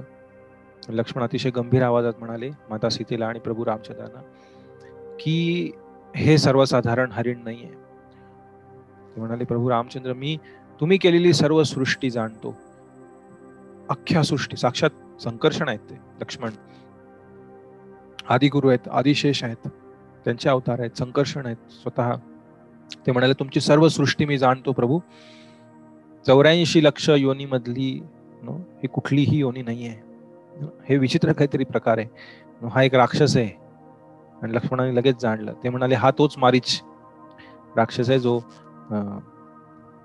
इथे आलाय, आणि माझी पूर्ण शंका आहे की हा रावणाद्वारे इथे आलेला आहे. आणि मला अशी शंका येते की हा आपल्या दोघांना इथून दूर घेऊन जाऊन रावण त्यानंतर इथे काहीतरी चुकीचं कार्य करण्यासाठी येणार आहे, माता सीतेचं अपहरण करण्यासाठी. कारण शूर्पणखा आणि तो एक राक्षस इथनं पळाला होता. ते लंकेला जाऊन त्यांनी सर्व इथली बातमी सांगितली असणार. त्यामुळे मला ही एक मायावी चाल वाटते. त्यामुळे तुम्ही दुर्लक्ष करा ह्या हरिणाकडे. पण सीता माता ऐकायला तयार नव्हते. ते म्हणलं, नाही, मला हे हरिण हवं आहे, हे खूप सुंदर हरिण आहे, मला हे हरिण पाहिजे. आणि अतिशय विनवणी केल्यानंतर प्रभू रामचंद्र लक्ष्मणाला म्हणाले की ठीक आहे, लक्ष्मण, जर तू म्हणत असशील की खरंच हा मारीच आहे तर चांगली गोष्ट आहे. आपण त्याचा पाठलाग करू, आणि जर त्यानं आपल्यावरती आक्रमण केलं, हा जर राक्षस निघाला, तर आपण वध करून टाकू. अजून एका राक्षसाचा निपात होईल. सर्व ऋषी मुनींना राक्षस त्रास देतात या वनामध्ये. असं म्हणून प्रभू रामचंद्र म्हणाले, लक्ष्मण, मी याच्या पाठीमागे जातो, तू इथेच थांब पर्णकुटीमध्ये, आणि माता सीतेचं रक्षण कर. सीतेला एकटं सोडू नकोस, कुठल्याही परिस्थितीत सीतेला एकटं सोडू नकोस. कारण तू म्हणतोयस त्याप्रमाणे जर खरं असेल तर कधीही इथे रावण येऊ शकतो आणि काही करू शकतो. असं म्हणून प्रभू रामचंद्र त्या हरिणाच्या मागे जाऊ लागले. आणि त्या हरिण अतिशय खुश होऊन जेव्हा प्रभू रामचंद्र त्याच्या मागे होते, इकडून तिकडे उड्या मारत, या झाडामागून त्या झाडामागून इकडे अदृश्य व्हायचं, परत इकडे प्रकट व्हायचं, अशा प्रकारे खूप दूर जंगलामध्ये लांब घेऊन गेलं प्रभू रामचंद्र. ते एवढ्या लांब आल्यानंतर प्रभू रामचंद्रांना खात्री पटली की इथे काहीतरी डाव आहे, हे काहीतरी मोठं षडयंत्र आहे. आणि तेव्हा प्रभू रामचंद्रांनी त्यांचा बाण धनुष्याला लावला. पण त्यांना समजलं की हा मारीच आहे आणि हा काहीतरी चुकीचं कार्य करण्यासाठी इथे आहे आणि हा फसवतोय आपल्याला. आणि म्हणून प्रभू रामचंद्रांनी बाण काढून जोरात मारीचेच्या दिशेने सोडला आणि सुजात जोरात बाण त्या मारीचेच्या छातीत घुसला आणि त्याच्या हृदयाचा वेध त्या बाणाने घेतला. अतिशय भयंकर वेदनेनं कासावीस होऊन त्या मारीच्यानं त्या हरणाचं रूप सोडलं आणि त्याच्या मूळ भयंकर रूपामध्ये त्याने उंच उडी मारली त्या हरणाच्या रूपात आणि हवेत असताना त्याचं मोठं रूप प्रकट झालं. अकराळ विकराळ भयंकर असं, सर्व झाडांच्या पेक्षाही वरती उंच असणार असं रूप. पण अतिशय वेदनेने तो बाण त्याच्या छातीत लागलेला तो असा विव्हळत मृत्युमुखी खाली पडत होता. आणि पडता पडता त्याने प्रभू रामचंद्रांच्या आवाजामध्ये अगदी प्रभू रामचंद्रांसारखा आवाज काढत तो विव्हळत मोठ्याने ओरडला, हे लक्ष्मण, हे लक्ष्मण, असा आवाज करून मारीच तिथे कोसळला आणि मृत्युमुखी पडला. तेव्हा प्रभू रामचंद्रांना, अरे हा लक्ष्मण लक्ष्मण माझ्या आवाजात का ओरडतोय, लक्ष्मण इथे नाही आला पाहिजे. म्हणून प्रभू रामचंद्र लगेच परतीच्या दिशेने धावत सुटले, पर्णकुटीच्या दिशेने. आणि इथे जेव्हा हे बोल ऐकले, लक्ष्मण लक्ष्मण, तेव्हा माता सीता खूप व्याकुळ झाल्या. त्या म्हणाल्या, लक्ष्मण, प्रभू रामचंद्र संकटात आहेत, ते तुला बोलत आहेत, लगेच जा तुम्ही इथनं, प्रभू रामचंद्रांना भेटा, त्यांना वाचवा. लक्ष्मण म्हणाला, हा प्रभू रामचंद्रांचा आवाज नाहीये, मी रामचंद्रांचा आवाज ओळखतो, हा मायावी मारीच आहे जो रामचंद्रांच्या आवाजात ओरडतोय आणि रामचंद्रांना काही होऊ शकत नाही. 14,000 राक्षसांचा ज्यांनी वध केला एका वेळी, त्याला मारीच काय करू शकतो. तुम्ही निश्चिंत राहा, प्रभू रामचंद्रांना काही झालेलं नाहीये, आपल्याला चिंता करायची गरज नाही, काहीच वेळात प्रभू रामचंद्र परत येतील. आणि तेव्हा माता सीता प्रभू रामचंद्रांप्रती असलेल्या त्यांच्या दिव्य प्रेमाने व्याकुळ होऊन अतिशय असंबद्ध बोलू लागल्या, चिडून लक्ष्मणाला म्हणू लागल्या, आत्ता मला समजलं तू कशासाठी इथे वनवासाला आलेला आहेस. चांगला तिथे अयोध्येत राहिला असता, पण नाही, माझ्यासोबत आणि प्रभू रामचंद्रांसोबत इथे आला. मला आत्ता समजलं तुझ्या मनामध्ये काय हेतू आहे, की कशा ना कशा पद्धतीने प्रभू रामचंद्रांना मारायचं आणि मग माझा उपभोग करायचा. या अतिशय घाणेरड्या हेतूने तू आमच्यासोबत इथे आहेस या वनामध्ये. आणि आता मी जेव्हा म्हणते प्रभू रामचंद्रांना वाचव, तेव्हा त्यांना वाचवत नाहीयेस. आता तुला मनामध्ये जी इच्छा होती ती पूर्ण होणार. पण हे लक्षात ठेव, मी कधीही अशा प्रकारे कृत्य करणार नाही. मी स्वतः विष पिऊन मरेन, पण तुझ्या ह्या घाणेरड्या जो योजना आहे त्याला मी कधीही पूर्ण होऊ देणार नाही. आणि लक्ष्मणांना सहन होत नव्हतं जी माता सीता बोलत होते. त्या म्हणाल्या, तुम्ही अशा प्रकारे कसं काय बोलू शकता. मी नेहमी तुमच्या आणि प्रभू रामचंद्रांच्या सेवेत आहे. मी कधीही तुमच्या चरणांच्या वर कधीही पाहिलेलं नाहीये. लक्ष्मणांनी संपूर्ण वनवासात कधीही माता सीतेच्या चरणांशिवाय इतर कुठल्याही शरीराच्या भागाचं दर्शन केलेलं नाही. त्यांचा चेहराही पाहिलेला नव्हता लक्ष्मणाने. फक्त चरणांकडे पाहून ते त्यांच्याशी बोलायचे. त्यामुळे पुढे जाऊन जेव्हा सुग्रीव जे माता सीतेंनी फेकलेले दागिने जे आहेत रावणाच्या विमानातनं, प्रभू रामचंद्र तिथे गेल्यानंतर ते दाखवतात दागिने रामचंद्रांना. आणि रामचंद्र ते दागिने पाहून खूप हृदयाला लावून रडू लागतात. हे सीते, हे सीते. सीतेचे दागिने असतात ते. माता सीतेचे दागिने पाहून प्रभू रामचंद्र ते लक्ष्मणाला दाखवतात. लक्ष्मण, ओळखलंस का, हेच माता सीतेचे दागिने. तेव्हा एक सुंदर श्लोक आहे वाल्मिकी रामायणात. लक्ष्मण प्रभू रामचंद्रांना म्हणतात, नाहम जानामि केयूरे, नाहम जानामि कंकणे, नुपुरम नुपुरे त्वभिजानामि नित्यम पादाभिवंदनात्. तेव्हा सर्व दागिने प्रभू रामचंद्र लक्ष्मणाला दाखवतात. तेव्हा लक्ष्मण म्हणतात, नाहम जानामि केयूरे, मी केयूर जाणत नाही. नाहम जानामि कंकणे, मी त्यांच्या हातातल्या बांगड्याही जाणत नाही. या माता सीतेचे आहेत का नाही, मी कधीच पाहिले नाही हे दागिने त्यांचे, जे त्यांच्या डोक्यावर किंवा कानामध्ये. नाहम जानामि कुंडले, केयुरे वगैरे. नुपुरम तू अभिजानामी, पण त्यांच्या पायामधले जे नुपुर आहेत ते मी ओळखतो, कारण मी त्या चरणांचंच दर्शन केलेलं आहे 14 वर्ष, ज्या चरणांमध्ये हे नुपुर घातले जायचे. नुपुरे तू अभिजानामी नित्यम पादाभिवंदनात, कारण नेहमी पाद अभिवंदनात माता सीतेंच्या चरणांचं दर्शन मी नेहमी करत असायचो. तेव्हा लक्ष्मण म्हणू लागले की मी तुमच्या चरणांच्या वरही कधी पाहिलेलं नाहीये. तुम्ही अशा प्रकारे विचार चुकूनही मनामध्ये आणू नका. प्रभू रामचंद्रांना काही नाही होणार. मी जर इथनं गेलो तर विनाश ओढवेल. मी इथनं गेलो प्रभू रामचंद्रांकडे तर आम्ही दोघं जेव्हा परत येऊ तेव्हा तुम्ही इथे नसाल. कारण ही नक्की रावणाची चाल आहे. ज्या पद्धतीने गोष्टी घडतायत तो मारीच आहे, तो ओरडतोय रामचंद्रांच्या आवाजात. हे रामचंद्र नाहीत आणि ते लवकरच इथे येतील, तुम्ही चिंता करू नका. ही अशा प्रकारे विचार करायची वेळ नाहीये. खूप भयानक परिस्थिती आपल्यावरती ओढवेल, तुम्ही कृपया असं बोलू नका. पण माता सीता अतिशय क्रोधित होऊन परत लक्ष्मणाला उलट सुलट बोलू लागले आणि ते बाण लक्ष्मणाच्या छातीत घुसत होते की तुम्ही असा विचार का करताय? असं काही नाही. ते म्हणाले आत्ता लक्ष्मण आत्ताच्या आत्ता इथून प्रभू रामचंद्रांना भेटायला, नाहीतर मी जिवंत राहू शकत नाही. मग लक्ष्मण माता सीतांचं ऐकून त्या ठिकाणून माता सीतांना सांगितलं की तुम्ही पर्णकुटीत राहा, कुठेही जाऊ नका, बाहेर अजिबात पडू नका, कुणाशी बोलू नका, कुणाला भेटू नका. जी लक्ष्मण रेखेची गोष्ट आहे ती वाल्मिकी रामायणात नाही आहे. त्याचं वर्णन तुलसीदास करतात रामचरितमानस मध्ये. पण लक्ष्मणाने अशा प्रकारे सांगितलं आणि लक्ष्मण तिथनं रामचंद्रां ज्या दिशेने गेले होते त्या दिशेने निघाले. आणि त्यावेळी इथे रावण जो 10 तोंडांचा 20 हातांचा महाभयानक राक्षस राज होता, त्याने एका संन्यासाचं रूप धारण केलं. भगवी वस्त्र धारण केलेला, हातामध्ये रुद्राक्षाच्या माळा, गळ्यामध्ये रुद्राक्षाच्या माळा, हातात एक माळ घेऊन, कुबड्या घेऊन, कमंडलू वगैरे घेऊन, एक छत्री घेऊन संन्यासाची, अशा प्रकारे एका संन्यासाच्या भगव्या वस्त्रामध्ये रावण तिथे प्रकट झाला, दाढी जटा वगैरे रूपामध्ये. आणि तिथे येऊन पर्णकुटीमध्ये येऊन माता सीतेसमोर भिक्षा मागू लागला. जेव्हा माता सीतांनी दरवाजा उघडून पाहिलं की कोण आहे, तेव्हा रावण म्हणू लागला तुम्ही तर किती सुंदर दिसता. आणि त्यांच्या सौंदर्याचं वर्णन करू लागला रावण. इतका कामवासनेने पूर्णपणे वेडावून गेला होता, मूर्ख झाला होता तो. सर्व संन्यासाच्या रूपामध्ये माता सीतांच्या सौंदर्याचं, त्यांच्या शरीराच्या भागांचं वर्णन करू लागला.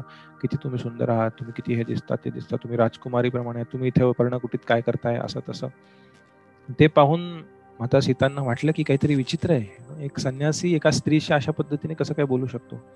पण तरीही त्यांनी त्यांच्या वडिलांनी दिलेल्या संस्काराद्वारे त्यांना पाय धुण्यासाठी पाणी दिलं, हात धुण्यासाठी पाणी दिलं. ते म्हणाले मी तुम्हाला भिक्षा देते, असं म्हणून ते आतमध्ये गेले. आणि त्यानंतर बाहेर आल्यानंतर त्या म्हणाल्या आपण कोण आहात. आणि तेव्हा रावणाने त्याचं भयानक रूप प्रकट केलं आणि म्हणाला मी राक्षसांचा राजा रावण. त्यांनी त्याचं भयानक 10 तोंड असलेलं 20 हात असलेलं रूप प्रकट केलं आणि म्हणाला माझी मोठी नगरी आहे, लंका नगरी सोन्यांची बनलेली आहे. तिथे अनेक अनेक अनेक सेवक आहेत, अनेक दास्या आहेत, अनेक राण्या, अनेक राजांच्या मी घेऊन आलेलो आहे. सर्व माझ्याकडे ऐश्वर हे आहे ते सर्व सांगू लागला. आणि माझी इच्छा आहे की तू माझी पट्टराणी बनावीस आणि मी तुला जाऊन तिथे पट्टराणी म्हणून मोठ्या महालात ठेवेल. सर्व सुखा उपभोग आहे तिथे, सर्व आहे आणि सर्व राण्या तुझ्या दासी बनतील आणि खूप ऐश्वर्यात उपभोगशील. पण तू चल माझी राणी हो, माझ्यासोबत उपभोग कर. अशा प्रकारे रावण म्हणू लागला. त्यावेळी माता सीता म्हणाल्या स्वप्नातही असा विचार करू नकोस. माझं हृदय, माझं सर्व अस्तित्व, माझी पूर्ण सेवा प्रेम सर्व प्रभू रामचंद्रांच्या चरणी अर्पित आहे. मी कधीही परपुरुषाचा विचारही करू शकत नाही. अशा प्रकारे माता सीतेने म्हटल्यानंतर रावणाने अतिशय क्रोधित होऊन ते म्हणाले तू स्वतः चुपचाप माझ्यासोबत चल, नाही तर मी तुला इथनं अपहरण करून घेऊन जाईल. असं म्हणून रावणाने माता सीतेच्या केसांना पकडलं आणि त्यांना ओढत आणि त्यांना उचललं तसंच आणि त्याच्या पुष्पक विमानामध्ये टाकलं. आणि तिथनं रावण बळजबरीने माता सीतांना लंकेच्या दिशेने घेऊन निघून गेला. आणि इकडे लक्ष्मण प्रभू रामचंद्राच्या दिशेने पळत होते आणि रस्त्यामध्ये प्रभू रामचंद्राची त्यांची भेट झाली. आणि रामचंद्र म्हणाले लक्ष्मण तू कशासाठी इथे आलास, तू सीतेला सोडून इथे कसं काय आलास. हे सीते, हे सीते, तो मारीच होता आणि तो माझ्या आवाजात ओरडला मुद्दाम तुला इकडे बोलवण्यासाठी. आणि आता नक्की नक्की आपल्याला गेल्यानंतर सीता नाही दिसणार. किती दुर्भाग्य. आणि जर सीता नाही भेटली आपल्याला, तिथे नाही सापडली, तर मी जिवंत नाही राहू शकणार लक्ष्मण. ज्या प्रकारे प्रभू रामचंद्र विलाप करू लागले, लक्ष्मणाने त्यांना सावरलं. ते म्हणाले असं असं झालं. माता सीता अशा बोलू लागल्या, त्यांनी मला आदेश सोडला. त्या म्हणाला मी जिवंत नाही राहू शकणार, मी स्वतः मरून जाईल इथे. प्रभू रामचंद्रांना तू आणायला नाही गेलास तर, आणि ते मायाबद्दल असं बोलू लागले. प्रभू रामचंद्र म्हणाले, अरे लक्ष्मण, एका स्त्रीने केलेला अशा प्रकारे क्रोध, एखादा बालिश तुझ्यावरती केलेले आरोप, हे ऐकून तिच्या म्हणण्याप्रमाणे वागणं योग्य आहे. सांगितलं होतं करण्यासाठी त्याप्रमाणे वागणं योग्य आहे. लक्ष्मण म्हणाला, मी त्या क्षणी दुसरं काही करू शकलो नाही, माफ करा मला. पण दोघं लगेच धावत धावत धावत पर्णकुटीपाशी आले, आणि जसं रामचंद्रांना वाटलं होतं त्याचप्रमाणे माता सीता तिथे नव्हत्या. आणि अतिशय दुःखाने व्याकुळ होऊन प्रभू रामचंद्र सगळीकडे सीतेचा शोध घेऊ लागले. सीते, कुठे आहेस? तू फुलं तोडायला गेली होतीस का? तू कुठे गेलीस? तू फळ आणायला गेली होतीस का? मला का दिसत नाही? असं म्हणून सगळीकडे धावत सुटले. लक्ष्मण त्यांच्या मागे. प्रभू रामचंद्र सगळ्यांना विचारू लागले, हे गुलाबांच्या झाडांनो, तुम्ही सीतेला पाहिलं का? हे फळ झाडांनो, हे फुलं झाडांनो, हे पक्ष्यांनो, हे प्राण्यांनो, कुठे आहे सीता? कुठे आहे सीता? कुठे आहे सीता? अशा प्रकारे ते आणि कोणीच उत्तर देत नव्हतं. सर्व स्तब्ध. प्रभू रामचंद्र धावत धावत गोदावरीच्या तटापाशी आले. गोदावरी नदीला विचारू लागले, हे गोदावरी, कुठे आहे सीता? तू पाहिलंस का सीतेला? गोदावरी नदी ही काही न बोलता स्तब्ध. सगळीकडे स्तब्धता होती. आणि प्रभू रामचंद्र दुःखाने व्याकुळ होऊन, सीते, सीते, सीते, कुठे आहेस? आणि मग ते तिथेच काही हरिणं होती. त्या हरिणांपाशी जाऊन त्या प्राण्यांना विचारू लागले, तुम्ही पाहिलं का सीतेला? सीता कुठे आहे? तेव्हा ते सर्व प्राणी, तिथले हरिण आणि इतर सर्व प्राणी दक्षिणेच्या दिशेने पळू लागले. आणि दक्षिण दिशेला ते थोडं जायचे. प्रभू रामचंद्र आणि लक्ष्मणांकडे मागे वळून पाहायचे आणि त्यांना डोळ्याने इशारा करायचे, आमच्या मागे चला, आमच्या मागे चला. आणि प्रभू रामचंद्र लक्ष्मणाला म्हणाले, हे सांगतायत दक्षिणेच्या दिशेने जा. लक्ष्मण म्हणाले, हो, हे प्राणी आपल्याला सांगतायत की माता सीतेला कोणीतरी येऊन दक्षिणेच्या दिशेने घेऊन गेलेले आहे. आणि त्या प्राण्यांच्या मागे धावत धावत राम आणि लक्ष्मण दक्षिणेच्या दिशेने माता सीतेच्या शोधामध्ये निघाले. आणि प्रभू रामचंद्र संपूर्ण वेळ अतिशय व्याकुळ, एखाद्या मनुष्याप्रमाणे व्याकुळ होऊन, सीते, सीते, सीते, सीते. तर या त्यांच्या लीलांमधनं शास्त्रात प्रभू रामचंद्र आपल्याला शिकवतायत.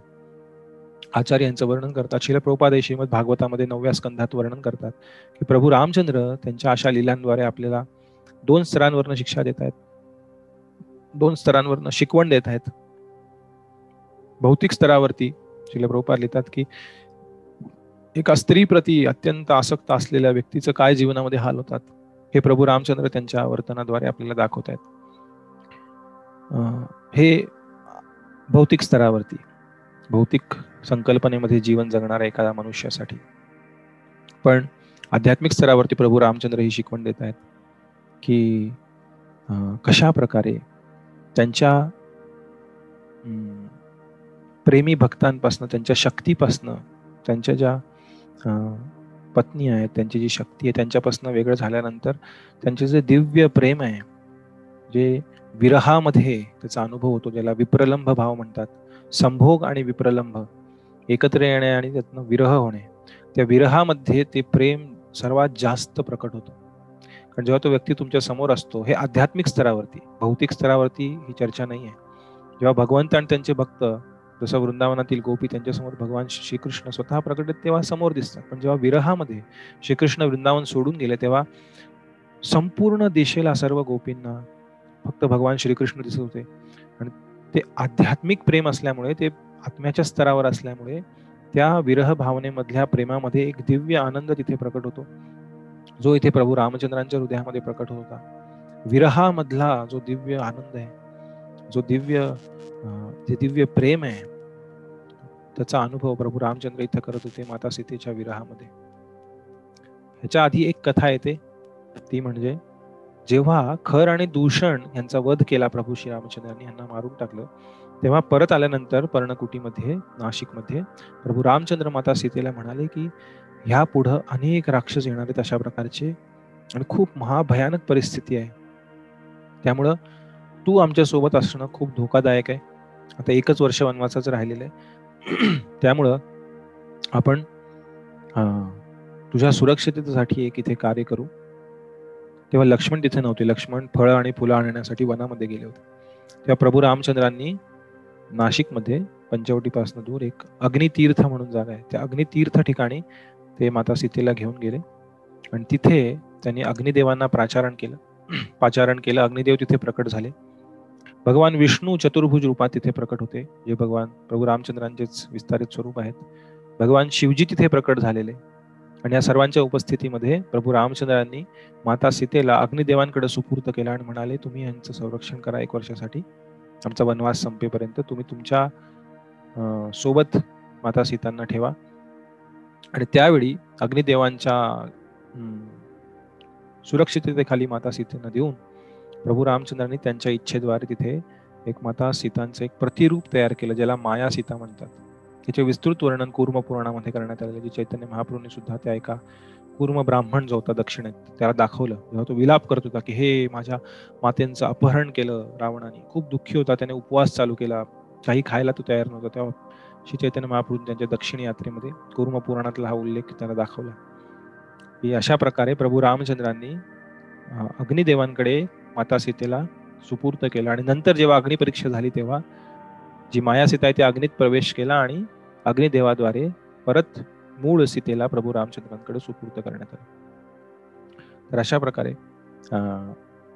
रावण येऊन माता सीतेचं अपहरण करण्याआधीच प्रभू रामचंद्रांनी तिथे माया सीता प्रकट केली होती, जेणेकरून कधीही भगवंतांशिवाय कोणी भगवंतांच्या शक्तीला स्पर्श करू शकत नाही. भगवंतांच्या जी आल्हादिनी शक्ती आहे, भगवंतांना आनंद देणारी, त्यांचंच स्वरूप आहे. राधा कृष्ण एक आत्मा दुही देहधारी. अन्योन्य एक सुंदर पयार आहे चैतन्य चरितामृतमध्ये. राधा कृष्ण एक आत्मा दुई देहधारी.